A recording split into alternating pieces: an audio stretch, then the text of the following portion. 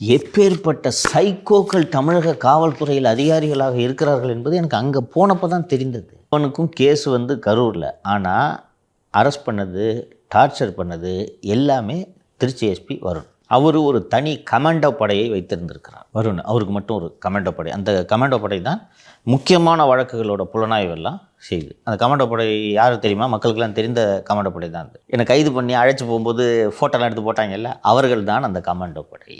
Power bank விட்றி, அவங்க தான் அந்த கமாண்டோ படையோட தலைவர். 6-8 பேர் இருப்பாங்க போல இருக்கு. இவங்களுக்கு பிரத்யேகமாக எஸ்பி ஆஃபீஸோட அட்டாச்சு. இன்ஸ்பெக்டர் டிஎஸ்பி கூட மதிக்க மாட்டாங்களா அவங்க?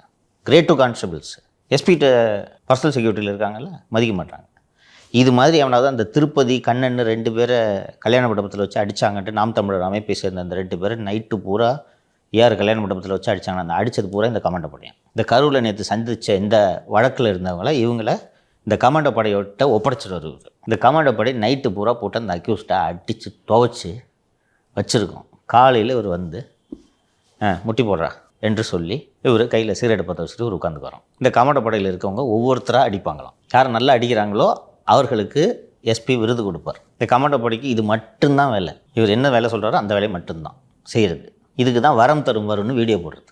எந்த வேலையும் செய்ய வேண்டியதில்லை. இந்த மாதிரி அவனாவது கிடச்சானா அடிச்சுட்டு ஜாலியாக இருக்கலாம். பரேடுக்கு போக வேண்டியதில்லை, துப்பாக்கி தூக்கிட்டு கிரவுண்டில் ஓட வேண்டியதில்லை, கிரவுண்ட்ஸ் போக வேண்டியதில்லை.